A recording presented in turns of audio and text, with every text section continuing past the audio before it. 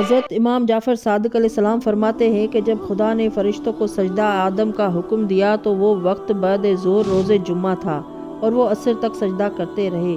اس وقت آدم علیہ السلام نے اپنی پشت سے تسبیح و تقدیس کی آواز سنی تو عرض کیا کہ اے خدا، یہ کس کی آواز ہے؟ خدا نے فرمایا، اے آدم، یہ محمد عربی ہے، اور جو اولین و آخرین کا سردار ہے۔ جو اس کی اطاعت کرے گا وہ سعید ہے، اور جو انکار کرے گا وہ شقی ہے۔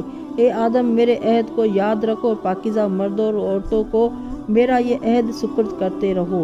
آدم علیہ السلام نے عرض کی، پروردگارا، مجھے اس مقدس ہستی کے ذریعے تو نے عزت و وقار عطا فرمایا ہے، میں عہد پورا کروں گا۔ پس خدا نے آدم علیہ السلام کی پسلی کی بچی ہوئی مٹی سے ہوا کو پیدا کیا۔ جب آدم علیہ السلام نے ہوا کو دیکھا تو پوچھا کہ تو کون ہے؟ اس نے کہا کہ میں ہوا ہوں، خدا نے مجھے تیرے لیے پیدا کیا ہے۔ پس خدا نے آدم علیہ السلام سے کہا کہ یہ میری کنیز ہے اور تو میرا بندہ ہے، تم اس سے نکاح کرو اور اس کا مہر ادا کرو۔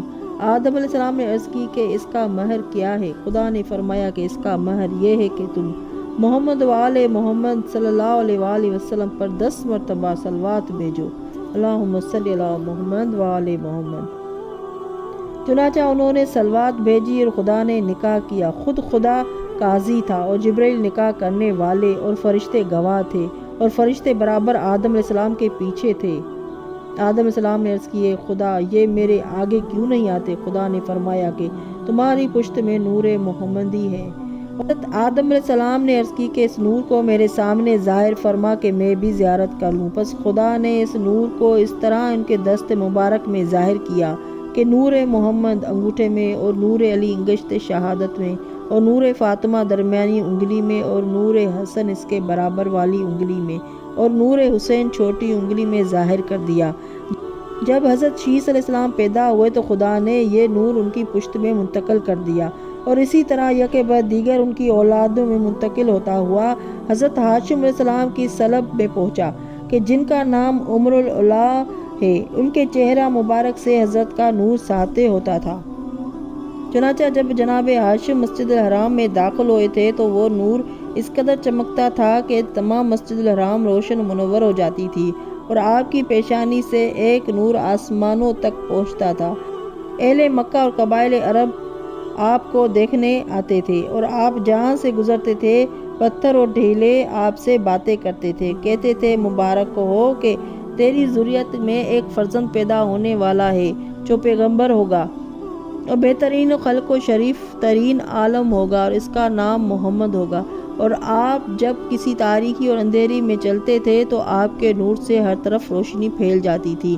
جب حضرت عبد المناف کا ہنگام وفات آیا تو انہوں نے ہاشم سے عہد و پیما کیا کہ تم کسی مسلمہ صالحہ و پاکیزہ بی بی سے شادی کرنا۔ چنانچہ آپ نے قبول کیا۔ عرب کے بادشاہ چاہتے تھے کہ اپنی لڑکیاں ان کے نکاح میں دیں، اور اس مقصد کے لیے آپ کی خدمت میں مال و زر کافی تعداد میں پہنچتے تھے۔ حضرت ہاشم ہر روز 7 مرتبہ کعبہ کا طواف کرتے تھے اور کعبہ کے پردہ سے لپٹ کر دعائیں کرتے تھے۔ آپ ہر شخص کی جو آپ کی خدمت میں آتا تھا بے حد عزت کرتے تھے، برہنہ لوگوں کو لباس عطا کرتے تھے اور بھوکوں کو کھانا کھلاتے تھے، محتاجوں کی امداد کرتے تھے، قرض داروں کا قرض ادا کرتے تھے، اور لوگوں کی طرف سے خون بہا ادا کرتے تھے، اور آنے والے کے لیے آپ کا دروازہ کھلا رہتا تھا، کبھی آپ نے دروازہ بند نہیں کیا، اور اس قدر مہمان نوازی کرتے تھے کہ آپ کے گھر کا بچا ہوا کھانا پرندے اور وحشی جانور بھی کھاتے تھے۔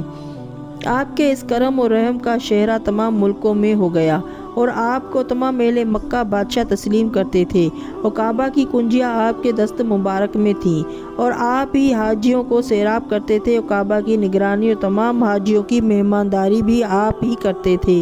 مکہ معظمہ کے تمام معاملات آپ ہی کے سپرد تھے، اور آپ 7ویں ذی الحجہ سے مہمانوں کے کھانے پینے کا کام شروع کر دیتے تھے، اور آپ نے کھال کے بڑے بڑے حوض پانی کے لیے تیار کر لیے تھے، ان میں پانی جمع کر لیا جاتا تھا، اور آپ کھانا تیار کر کے منہ و عرفات میں حاجیوں کو خود پہنچاتے تھے۔ ایک سال مکہ مکرمہ میں شدید قحط پڑ گیا اور حاجیوں کے لیے کوئی انتظام نہ تھا، تو آپ نے اپنے بہترین اونٹ شام میں بیچ کر فروخت کر دیے اور ان کی قیمت سے خوراک کا انتظام کیا اور تمام حاجیوں کو کھلایا، حتیٰ کہ اپنے پاس اپنے لیے ایک شب کا کھانا بھی بچا کر نہ رکھا۔ آپ کے اس جود و کرم کی شہرت تمام دنیا میں پھیل گئی۔ آپ کے نور کا بھی لوگ مشاہدہ کرتے تھے اور منجموں نے بتایا ہوا تھا کہ ہاشم کی اولاد میں ایک نبی آخر الزمان پیدا ہونے والا ہے۔ اللہم صلی علی محمد و آل محمد۔ ناظرین، میرا چینل سبسکرائب نہیں کیا ہے تو سبسکرائب کر دیں، لائک کا بٹن دبا دیں۔ بہت بہت مہربانی۔